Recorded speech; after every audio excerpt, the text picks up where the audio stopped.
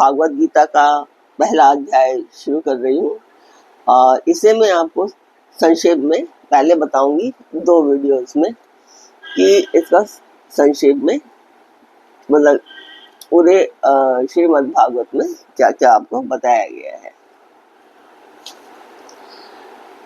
तो श्री भगवान ने अर्जुन को निमित्त बनाकर समस्त विश्व को श्री गीता के रूप में महान उपदेश दिया है।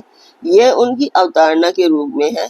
इसमें दोनों ओर के प्रधान योद्धाओं के नाम गिनाए गए हैं। गिनाए जाने के बाद मुख्यतः अर्जुन के बंधुनाश की आशंका से उत्पन्न मोहजनित विषाद का वर्णन किया गया है। विषाद का अच्छा संग मिल जाने पर सांसारिक भोगों में वैराग्य की भावना द्वारा कल्याण की ओर अग्रसर करने वाला है। इसलिए इसका नाम अर्जुन विषाद योग रखा गया है।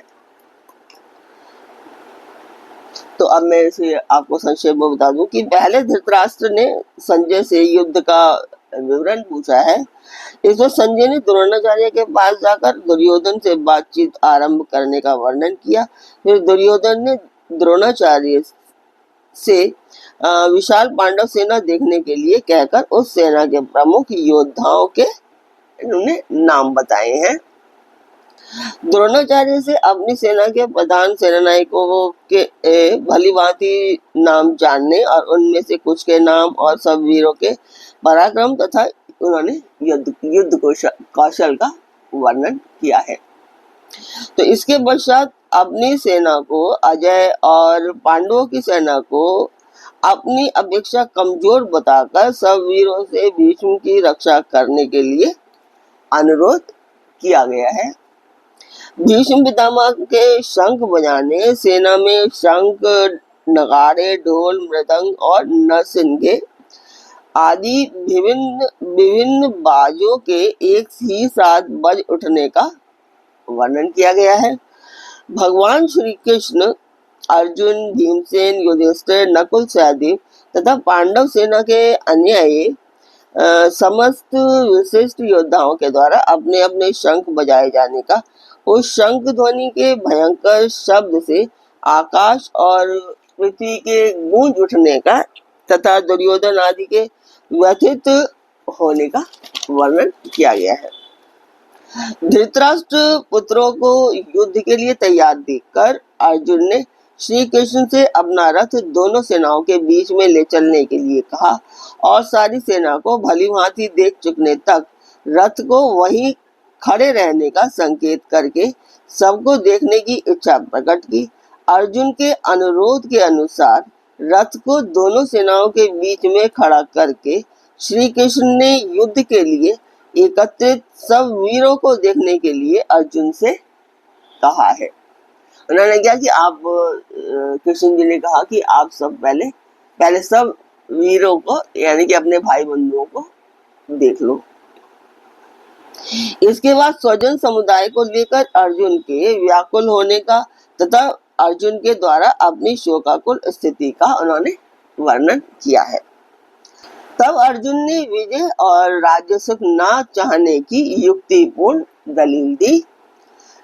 आचार्य आदि स्वजनों का वर्णन करके अर्जुन ने मुझे मार डालने पर भी अथवा तथा तीनों लोगों के संजय के राज्य के लिए भी मैं इन आचार्य और पिता पुत्र आदि आत्मीय स्वजनों को मारना नहीं चाहता। दुर्योधन आदि स्वजनों के आत्ताई होने पर भी उन्हें मारने में पाप की प्राप्ति और सुख तथा प्रसन्नता का अभाव बताया है। उन्होंने कहा कि मतलब अगर मैं इन्हें मारूंगा तो मुझे कोई प्रसन्नता नहीं होगी, मुझे दुख होगा। कुल के नाश और मित्र द्रोह के होने वाले पाप से बचने के लिए युद्ध मुझे नहीं करना चाहिए। मतलब स्वजनों की मृत्यु करने के लिए या दोस्तों की मृत्यु करने के लिए उससे पाप से मुझे वंचित रहना चाहिए।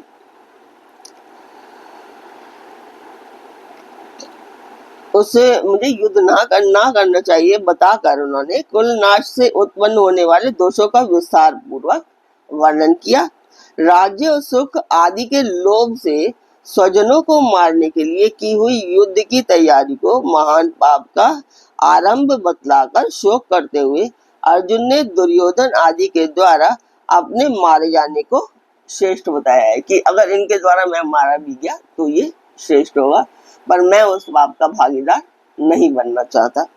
और अंत में युद्ध ना करने का निश्चय करके शोक निमग्न अर्जुन के शस्त्र त्यागपूर्ण रथ पर बैठ जाने की बात कहकर ये संजय ने बात को समाप्त कर दिया। तो ये था आज का पाठ। आशा करती हूँ आपको मेरा वीडियो ये पसंद आएगा। तो सब्सक्राइब कीजिए, लाइक कीजिए और आपको पाठ मेरा कैसा लगा कमेंट मुझे अवश्य कीजिए, ताकि मैं मोटिवेट हो सकूं और मैं पूरा गीता का जो पाठ है वो आनंद लेकर के मैं पढ़ सकूं और जिसमें आपको भी आनंद आए।